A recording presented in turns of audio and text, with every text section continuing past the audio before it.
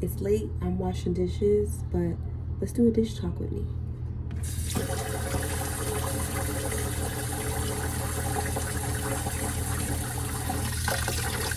No telling what I'm gonna do. Baby, I'm about to show you what you've been missing in your life when I get inside. Blame it on the book. We haven't done one of these in a little minute. Yeah. I just wanted to share something that's been really on my mind. You know, I feel like, when we talk about FOMO, right? The fear of missing out. I think a part of that fear, I don't really remember the video because I just be talking to y'all off the dome. But this came up. This is the next level of it. But here's a pillar, if not completely separate thing. A part of FOMO, right, is the fear of missing out because so much changes. Like your sleeping schedule changes, your availability changes, your flexibility changes. You literally, when you become a mom, you're now abiding to a tiny person's circadian rhythm, which makes you do the same for yours as well, you know. But I know that that's a big piece to release from the transition from maiden to mother. It's a big transition. Right now, we are recalibrating our rhythm and flow. It's the same, but it changes from season to season. And during the summer, I feel like you get less sleep, right? Because you're like up, you're chilling with the homies all night, good vibe, all around. And then when fall comes, you're like, okay, now back to the basics, back to the original, right? Because like everybody goes back to school. But in my case, since my child is home with me, and in the case of those whose children are home with them, the flexibility doesn't,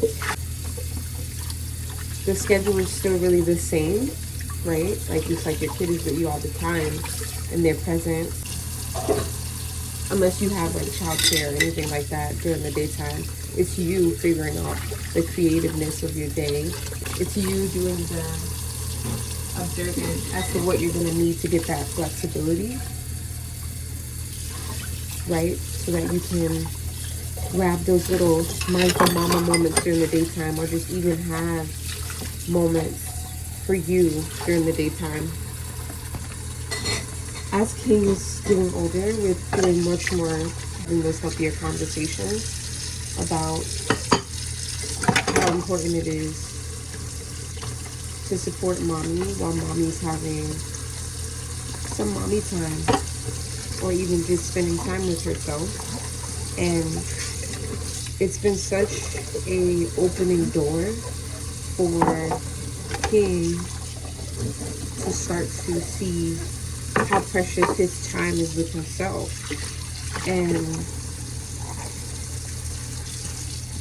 it's still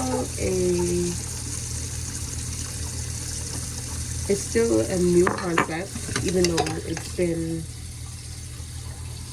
a practice, maybe even like off and on for quite some time. Because you know it changes. Like there's some times where you're super intentional about certain things that you teach, and then you kind of like, it falls to the wayside, or the time is up for that specific thing, and then you move on to the next thing, right? So it's been one of those things where like the conversation comes and now it's back. And as I am prioritizing some new things that I want to take on, it's becoming more of a conversation for King and I. And it's been nice to have those kind of conversations with him and to see how he does, and to even see how I feel and how I do when I am prioritizing those moments for myself during the daytime. And it just makes me wonder. It just makes me wonder about you all, about mamas all over how those transitions affect you. Being able to go in, or like, I take him everywhere with me. And I believe that's a big, huge part of like how we homeschool, how we life school. And I think it's so normal. I love to see it when other people do the same thing. I know that's a concept that like our world is not ready for yet. But when I start to think about like how early I have to go to bed in order to actually like function and thrive like the mom that I want to be, I start to go through the grieving process all over again, even if it's seasonal. This grieving process of like, okay, late night, now back to structure. And it's really just eye-opening because it's starting to show like what it really means to be, I want to say an adult, but at the same time, like kids can be responsible as well. But it just goes to show what, I guess, discipline looks like, and what knowing looks like, and accepting the seasons and what they have to come with. And when you understand what's happening and you have more of a clear picture, like, oh, okay, this is the season of now it's time to go to bed earlier. It's time to quiet down and get more sleep. It's time to do all these things. When you understand that, it makes the grieving process so much lighter versus when you don't. There's a lot of resistance when you're not understanding that, when you're not able to connect those dots, or where it doesn't connect for you just yet, that it's a seasonal thing, and it doesn't always have to be like that. It can change for you, and certain seasons just require certain levels from you. And being able to give those seasons and give myself the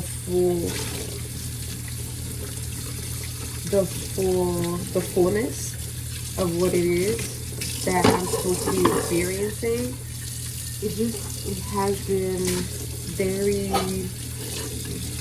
humbling, to say the least. It really has. And it's really showing me how to continue to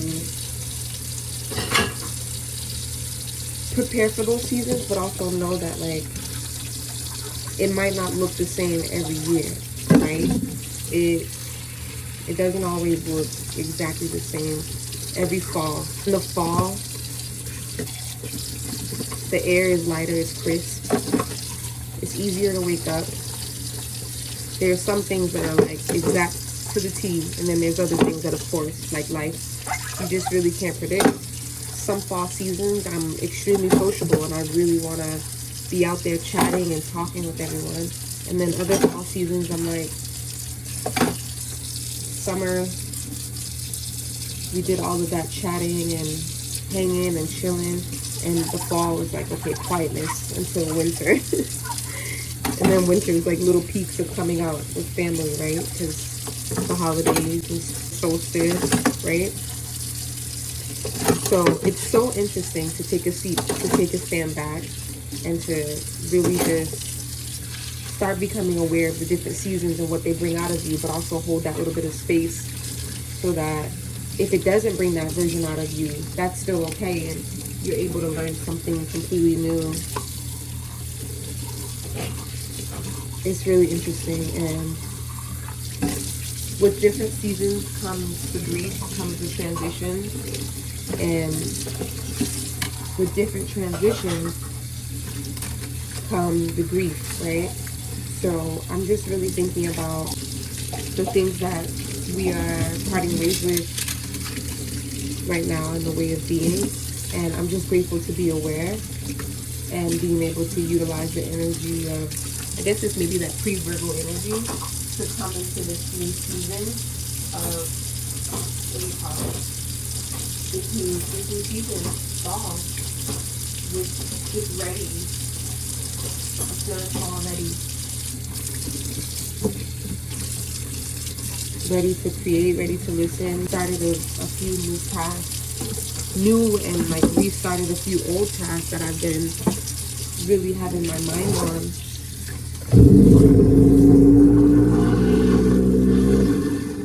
And after summer, it really just gave me it's still summer.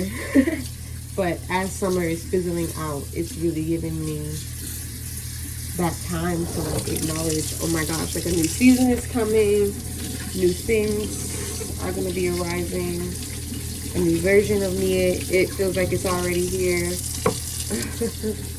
A new version of King, a new version of men, and to some degree, we get to choose how that's gonna look, right? Like we get to choose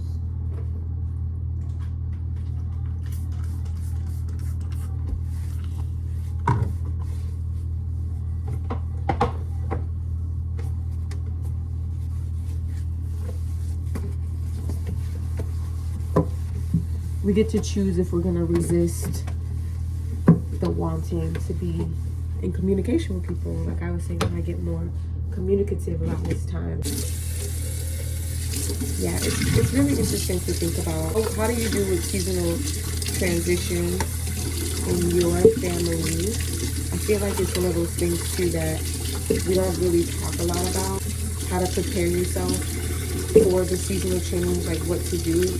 Usually my go-to with anything is to ground myself. I always like grounding myself with anything. That's like my go-to, from the roots, from the feet up.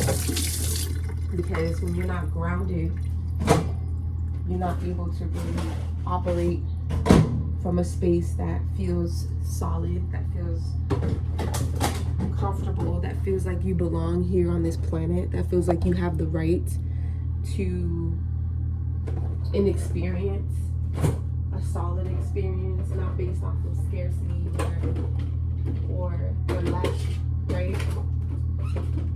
So root chakra work is usually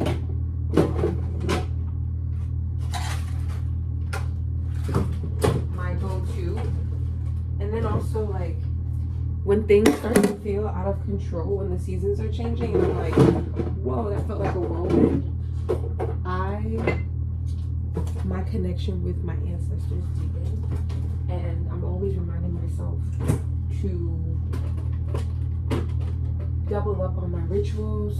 You know, it just feels like more needs to be done when it feels like there's chaos, right? So those are some of my go-tos, like rituals, root chakra work, even consuming certain foods and teas, right, with the seasons. So